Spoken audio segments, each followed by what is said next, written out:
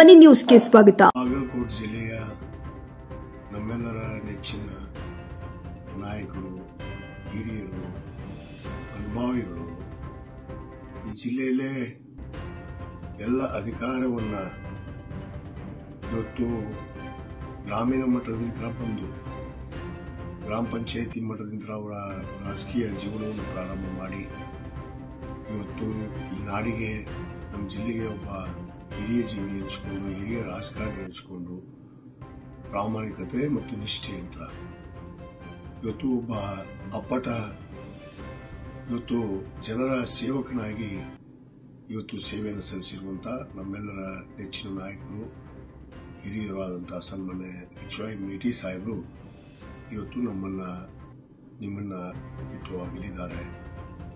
ಆದರೆ ಅವರ ಆತ್ಮ ಶಾಶ್ವತವಾಗಿ ನಮ್ಮೊಡನೆ ಇದೆ ಅನ್ನೋದನ್ನ ನಾನು ಈ ಸಂದರ್ಭದಲ್ಲಿ ತಿಳಿಸ್ತಾ, 1989ರಲ್ಲಿ ಅವರು ಪ್ರಥಮ ಬಾರಿಗೆ ವಿಧಾನಸಭೆಗೆ ಇವತ್ತು ಶಾಸಕರಾಗಿ ಬಂದು ಅಲ್ಲಿಂದ ಇವತ್ತಿನವರೆಗೂ ಕೂಡ ಅತ್ಯಂತ ಜನರ ಒಡನೆ ಬಹಳ ಸರಳ ಸರ್ಜನಿಕೆ ವ್ಯಕ್ತಿ. ಎಲ್ಲ ಹಿರಿಯನಿರಲಿ ಸಮಾನವಾದ ಗೌರವವನ್ನು ಕೊಟ್ಟು ಇವತ್ತು ಈ ಜಿಲ್ಲೆಗೆ ಒಬ್ಬ ಮಾದರಿ ರಾಜಕಾರಣಿಯಾಗಿ ಇವತ್ತು ಅಜಾತ ಶತ್ರುವಾಗಿ ಇವತ್ತು ನಡೆದಂತು. ಸಹಜವಾಗಿ ಪಕ್ಷದಲ್ಲಿ ವಿರೋಧ ಇರ್ತಾವೆ, ವಿರೋಧ ಪಕ್ಷದವರು ವಿರೋಧ ಮಾಡ್ತಾರೆ. ಆದರೆ ಯಾರಿಗೂ ಕೂಡ ವಿರೋಧವನ್ನು ಬಯಸಿದಂತ ಒಬ್ಬ ಹಿರಿಯ ಜೀವಿ ಅಂದ್ರೆ ಅದು HY ಮೇಟಿ ಅವರು. ಇವತ್ತು ಬಾಗಲಕೋಟೆ ಜಿಲ್ಲೆ ಶಾಸಕರಾದ ಮೇಲೆ 13ರಲ್ಲಿ ಕೂಡ ನಾನು ಪ್ರಥಮ ಬಾರಿಗೆ ಶಾಸಕನಾದೆ. ಒಬ್ಬ ಹಿರಿಯರಾದರೂ ಕೂಡ ನಮ್ಮ ತಂದೆಯವರ ಜೊತೆಗೆ ಶಾಸಕರಾದಂತು 1989ರಲ್ಲಿ. ಅವತ್ತಿನ ನಂತರ ಅವರು JDS ಅಲ್ಲಿದ್ರು, ನಮ್ಮ ತಂದೆಯವರು ಕಾಂಗ್ರೆಸ್ ಅಲ್ಲಿದ್ರು ಕೂಡ ಬಹಳ ನಮ್ಮ ತಂದೆಯವರ ಜೊತೆಗೆ ಒಂದು ಹತ್ತಿರದ ಸಂಬಂಧ, ಅವಿನಾಭಾವ ಸಂಬಂಧ ಇಟ್ಕೊಂಡಂತವ್ರು. ಅವರನ್ನ ನಾನು ಬಾಲ್ಯದಿಂದ ನೋಡಿದ್ದೆ. ಆದರೆ ನಾನೊಮ್ಮೆ ಶಾಸಕನಾದಾಗ ನಿಜವಾಗ್ಲೂ ನಾನು ಶಾಸಕನಾದ ಕೂಡ ಅವರು ನನಗೆ ಬಹಳಷ್ಟು ಸಹಾಯವನ್ನು ಮಾಡಿದ್ರು, ಮಾರ್ಗದರ್ಶನವನ್ನು ನೀಡಿದ್ರು. ಇವತ್ತು ಅವರಿದ್ದರೇ ನಾನು 2ನೇ ಬಾರಿ ಕೂಡ ಈ ಜಿಲ್ಲೆಯಲ್ಲಿ ಶಾಸಕನಾಗಿದ್ದೇನೆ. ನಿಜವಾಗ್ಲೂ ನನಗೆ ಅವರು ಕಳ್ಕೊಂಡಂತ ಒಂದು ದುಃಖ, ನೋವು ಅವರ ಕುಟುಂಬದವರಿಗಿಂತ ನನಗೂ ಕೂಡ ಅಷ್ಟೇ ಒಂದು ದುಃಖ, ನೋವು ಆಗ್ತಾ ಇದೆ.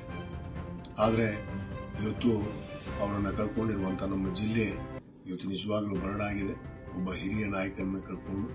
ಆದರೆ ಅವರ ಆತ್ಮ ನಮ್ಮೊಡನೆ ಇದೆ, ನಮ್ಮೊಡನೆ ಇರುತ್ತೆ ಅನ್ನೋ ಒಂದು ಭರವಸೆಯನ್ನು ನಾನು ಈ ಸಂದರ್ಭದಲ್ಲಿ ವ್ಯಕ್ತಪಡಿಸಿ, ಇವತ್ತು ಅಭಿವೃದ್ಧಿ ದಿಶೆಯಲ್ಲಿ ಕೂಡ ಇವತ್ತು ಬಾಗಲಕೋಟೆಗೆ ಮೆಡಿಕಲ್ ಕಾಲೇಜನ್ನು ಆಗಲೇಬೇಕು ಅಂತೇಳಿ ನಮ್ಮ ನಾಯಕರು, ನೆಚ್ಚಿನ ಮುಖ್ಯಮಂತ್ರಿಗಳಂತ ಸಿದ್ದರಾಮಯ್ಯ ಸಾಹೇಬ್ರ ಹತ್ರ ಇವತ್ತು ಕಳಕಳಿಯಿಂದ ಆ ಒಂದು ಮೆಡಿಕಲ್ ಕಾಲೇಜನ್ನು ಮಂಜೂರಾತಿ ಮಾಡಿಸಿದ್ರು.